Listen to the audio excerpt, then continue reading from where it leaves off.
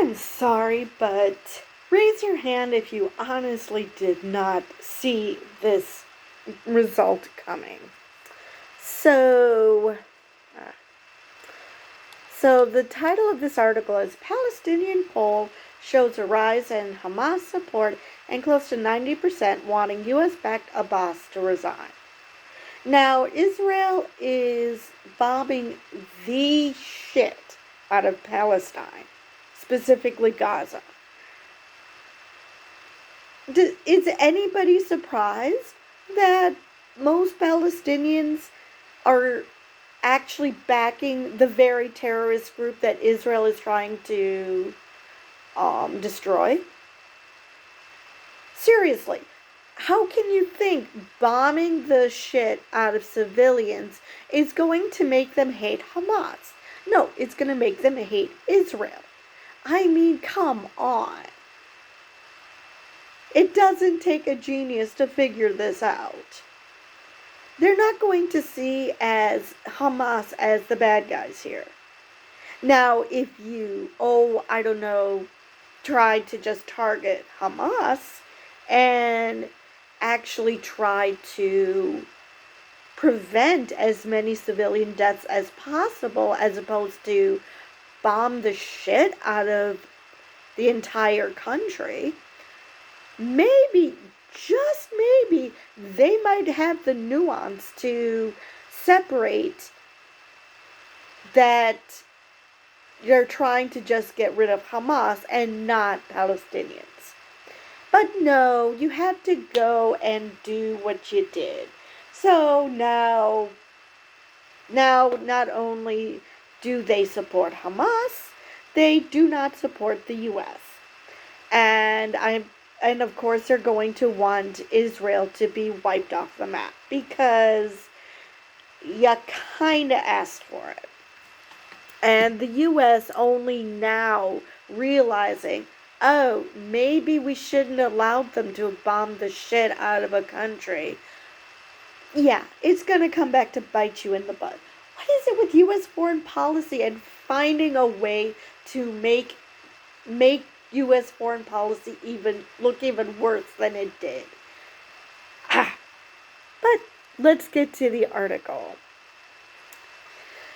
All right. A wartime opinion poll among Palestinians published Wednesday shows a rise in support for Hamas, which appears to have ticked up even in the devastated Gaza Strip, and an overwhelming rejection of Western-backed President Mahmoud Abbas, and nearly 90% saying he must resign. Oh yeah, and background.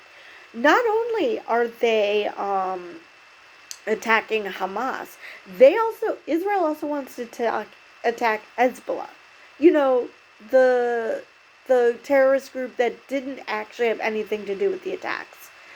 Because, once the U.S. says don't do what we did after 9/11, so Israel decides to go out and do what they were told not to do. Give me a break.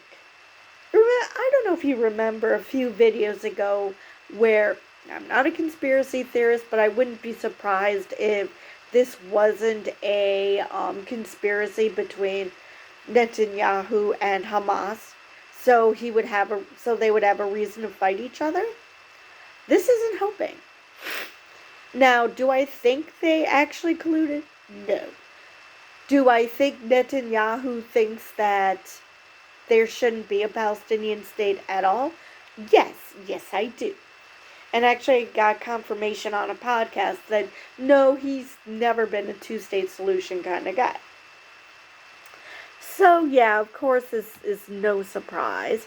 And of course Netanyahu's now going to snivel and try to convince the rest of the world that Israel is the victim here, even though public opinion and world opinion is turning against Israel because they're being dicks. But anyway, back to the article. The findings by a Palestinian pollster signal more difficulties ahead for the Biden administration's post-war vision for Gaza and raise questions about Israel's stated goal of having Hamas's military and governing capabilities. Now, again, how do you convince a country of people that your government is horrible when you're the one bombing the hell out of them? I mean, of course, a lot of these people probably still do not like Hamas, but they probably like Israel less right now. So, yeah. This and granted, it's going to make the US trying to broker peace harder, but I don't know. The idea that the US should solve everybody's problems doesn't sit well with me either.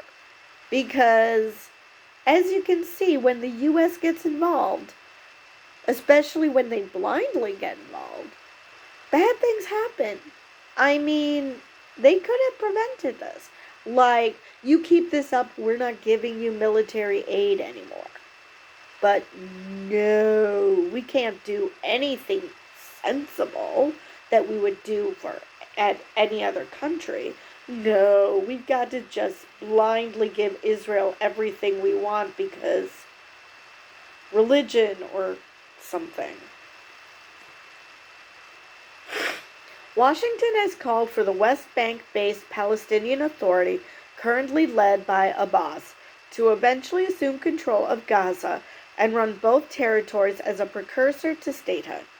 U.S. officials have said the PA must be revitalized without letting on whether this would mean leadership changes.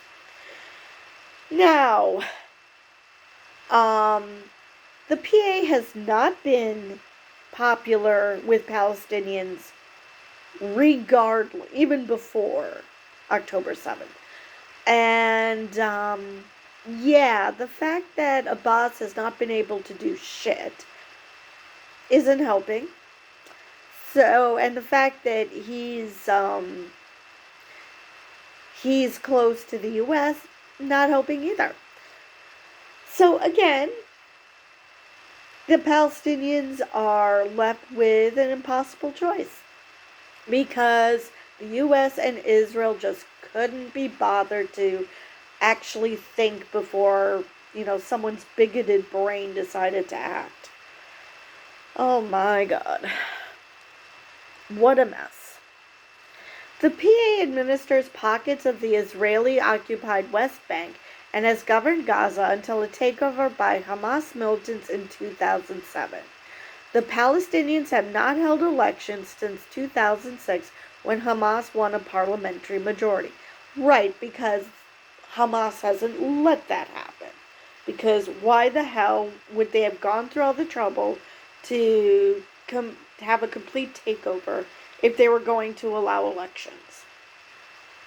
So, this is playing really well into the hands of the anti-Palestinians, anti-two-state solution, whatever. Because now they can say, see, this poll proves that all Palestinians are terrorists.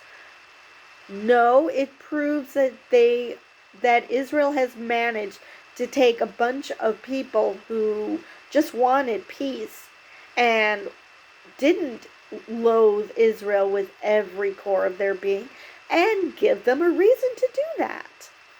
So, yeah.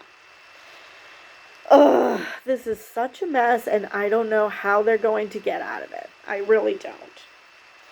Besides maybe getting rid of Netanyahu, but they've tried that before. Maybe this time it'll stick. Because a lot of people are really pissed at Netanyahu for allowing October 7th to happen in the first place. Prime Minister Benjamin Netanyahu, who leads the most right-wing government in Israel's history, has soundly rejected any role for the PA in Gaza and insists Israel must retain open-ended security control there. Right, because as we all know, he actually wants Gaza for himself.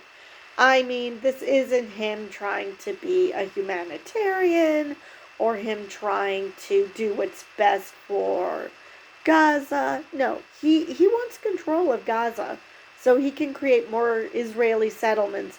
And if a bunch of Palestinians get displaced, oh well, it's not like they're important or anything.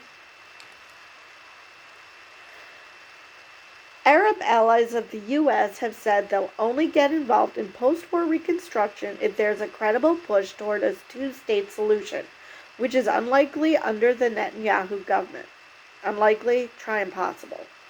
Dominated by opponents of Palestinian statehood. Exactly. Which is why it's not unlikely, but not going to happen. With survey results indicating a further erosion of the PA's legitimacy at a time when there's no apparent path toward restarting credible negotiations on Palestinian statehood, the default for post-war Gaza is an open-ended Israeli occupation, pollster Khalil Shikaki said. Israel is stuck in Gaza, Shikaki told the Associated Press ahead of the publication of the survey's results by his Palestinian Center for Policy and Survey Research, or PSR. Maybe the next Israeli government will decide that Netanyahu is not right in putting all these conditions, and they might decide to withdraw unilaterally from Gaza. But the default for the future for Israel and Gaza is that Israel is in full reoccupation of Gaza. Now, I don't agree that Israel is stuck in Gaza. This was the plan. I mean, this is a government that has been allowing illegal settlements into the West Bank and Gaza. So, of course they're going to want to have control over the entire land. This isn't them being stuck or them taking on something they didn't want. They knew damn well what they were doing. The survey was conducted from November 22nd to December 2nd among 1,231 people in the West Bank and Gaza and had an error margin of 4 percentage points. In Gaza, poll workers conducted 481 in-person interviews during a week-long ceasefire that ended December 1st. Shikaki, who runs regular polls, said the error margin was 1 percentage point higher than usual because of disruptions caused by the mass displacement of the residents during the Israeli-Hamas war. Hundreds of thousands of Palestinians had fled fierce fighting in northern Gaza, and poll workers only conducted interviews in central and southern Gaza, including some displaced people, because they could not reach the north during the ceasefire. So, so there was limitations to this poll. So maybe it's not as many as we think, but still, the fact that more people seem to be in favor of Hamas is still not surprising because, again, what the hell did you think was going to happen? The survey provided insights about Palestinian views of the October 7th attack by Hamas and other Gaza militants in southern Israel, in which about 1,200 people were killed, most of them civilians. More than 18,400 Palestinians, about two-thirds of them women and children, have been killed in a sustained bombing campaign and ground offensive in Gaza during Israel's subsequent war on Hamas, now in its third month. Okay, so are you going to tell us what the insights were? Shikaki said that Gaza residents are more critical of Hamas than those in the West Bank. That support for Hamas typically spikes during periods of armed conflict before leveling out, and that even now, most Palestinians do not back the militant group. Okay, well that's good to know. But still, the fact that there's a spike is apparently not surprising even for the pollsters, so... Despite the devastation, 57% of respondents in Gaza and 82% in the West Bank believe Hamas was correct in launching the October attack. Oh boy, the poll indicated. A large majority of believed Hamas's claims that it acted to defend a major Islamic shrine in Jerusalem against Jewish extremists and win the release of Palestinian prisoners. Only 10% said they believed Hamas committed war crimes, with a large majority saying they did not see videos showing the militants committing atrocities. Now, that sounds bad, but do you really think in a territory that is dominated by Hamas that they would allow Palestinians to view things critical of Hamas? Probably not. But the fact that the West Bank views Hamas more favorably than Gaza does basically tell you that the people of Gaza understand that they would not be in this predicament if Hamas just,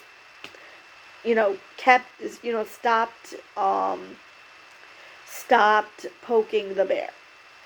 Now, and the West Bank, because they're further away, they think, they just see, I don't know, it's a lot easier to see a rosy picture of a terrorist group and how they're doing wonderful things and fighting the good fight when you're not the one who's dying just for being in the wrong place at the wrong time.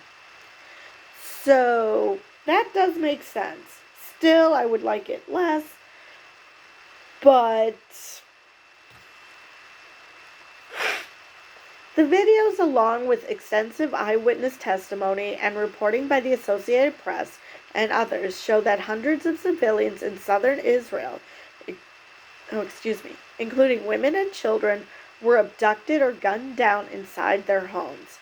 There have also been accounts of widespread sexual violence.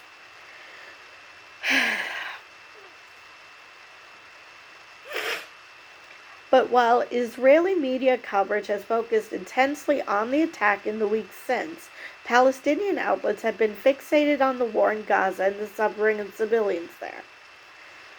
Of course, because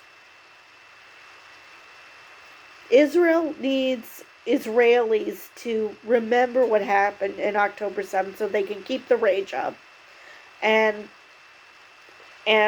by the same token, Hamas has to get Palestinians pissed off at Israel, which I don't know why they have to. I mean, hasn't everybody been bombed to oblivion by now? So they don't need video by Hamas to tell them that they're suffering. They know. But Hamas wants to hammer it home.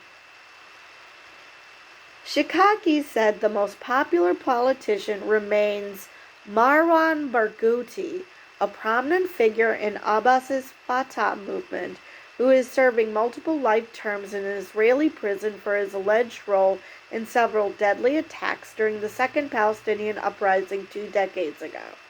In a two-way presidential race, Ismail Haniyeh, the exiled political leader of Hamas, would trounce Abbas, while in a three-way race, Barghouti would be ahead just slightly, the pollster said. Overall, 88% want Abbas to resign, up to 10 percentage points from 3 months ago. In the West Bank, 92% called for the resignation of the octogenarian who has presided over an administration widely seen as corrupt, autocratic, and ineffective. And they're not the only ones who see them as ineffective. The podcast I listen to, they say that, all he does is chain smoke. He's pretty much useless. Anyway, at the same time, 44% in the West Bank said they supported Hamas, up from just 12% in September. In Gaza, the militants enjoyed 42% support, up slightly from 38% 3 months ago. Shikaki said support for the PA declined further, with nearly 60% now saying it would be dissolved. In the West Bank, Abbas continued security coordination with Israel's military against Hamas, his bitter political rival, which is widely unpopular. You know, I really don't blame them. I mean, Abbas is trying to make nice, but when they see that their own people are being bombed to hell by a country and that their president is still seemingly buddy-buddy with them, I honestly can't say I blame them. That is disheartening. So I can see that. Netanyahu has attacked Abbas for years, shocking, alleging he was enabling anti-Israel incitement in the West Bank, while at the same time permitting regular Qatari support payments to Gaza that strengthened Hamas. Critics of Netanyahu's overall approach said it was aimed at preventing negotiations on Palestinian statehood. Now, I'm not going to say that Abbas is completely an angel. I'm not going to say that. But, come on. Of course Netanyahu is going to attack Abbas. He doesn't want the Palestinians united. He wants that land for himself. And as for enabling anti-Israeli incitement, how about not allowing Israelis to create illegal settlements? Maybe that might be what's inciting anti-Israeli incitement. Or how about the fact that you're bombing the absolute hell in Gaza? I mean, you're doing a great job yourself. You don't need to have other people do it for you. Take the credit. The poll also signaled widespread frustration with the international community, particularly the United States, key European countries, and even the United Nations, which has pushed for an immediate humanitarian ceasefire in Gaza. The level of anti-Americanism and anti-Westernism is huge among Palestinians because of the positions they have taken regarding international humanitarian law and what is happening in Gaza, Shikaki said. And again, I can't blame them because as far as they can see, because Biden has allowed for this optics, is that the U.S. wholeheartedly agrees with everything Israel has done. Not only did the optics show it, even if he criticized Bibi, either Bibi's ignoring them, or maybe, just maybe, we should have conditional support. We do that with all other countries, that if you do something colossally stupid, we're just not going to give you the military aid. So, I don't know, how about not continuing military aid to Israel if they're going to continue bombing Gaza to oblivion? I mean, come on. The only people who don't realize what's going on and what Netanyahu actually wants seems to be the U.S. government. Because, come on, it's been obvious. Netanyahu does not want two states. He wants one state, and it's Israel. And, maybe, just maybe, Palestinians that live in Israel are not treated shabbily. But just the fact that he's doing that doesn't bode well for the Palestinians that are living in Israel. So, I believe that, that is all I have for that article. So anyway, with that, I will see you guys in the next video.